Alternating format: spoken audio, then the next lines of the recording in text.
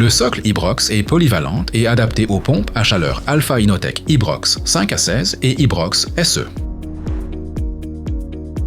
Fabriqué à 100% en plastique recyclé. Résiste aux UV et aux intempéries. Une base solide, sans bétonnage, sans attente et sans outils spéciaux.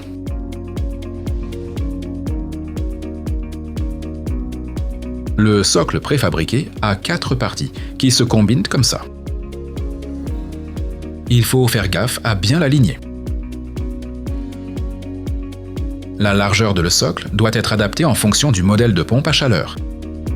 Les détails sont dans les instructions de montage. Les marques sur les traverses aident à la positionner. Une fois qu'on a trouvé la longueur adaptée, on raccourcit les traverses en fonction. On assemble ensuite les pièces à l'aide des vis en acier inoxydable fournies. Puis, le montage est fini. Un trou est maintenant creusé à l'endroit prévu dans le jardin. Il doit être plus grand que le socle. Il faut creuser jusqu'à une profondeur où il ne gèle pas, donc selon la région, entre 60 et 80 cm de profondeur.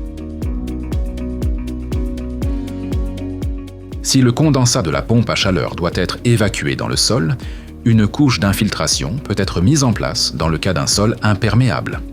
Les tuyaux vides pour le condensat et, si souhaité, le raccordement souterrain de la pompe à chaleur sont également installés à ce stade. La position est indiquée dans le mode d'emploi de la pompe à chaleur. Maintenant, on met du matériau anti-gel en plusieurs couches. On tasse bien chaque couche. Après, on ajoute une fine couche de gravillon pour faire la base des fondations. La hauteur qui reste devrait maintenant être de 345 mm. Maintenant, on met en place le socle et on l'aligne comme indiqué dans les instructions de montage. Elle doit être au niveau du sol ou dépasser un peu. Après, on nivelle le socle dans toutes les directions. Enfin, on remplit le trou avec de la terre excavée ou un autre matériau adapté et on le compacte par couche. La pompe à chaleur peut maintenant être montée sur le socle. On recommande de pré-percer les trous et d'utiliser des vis inoxydables.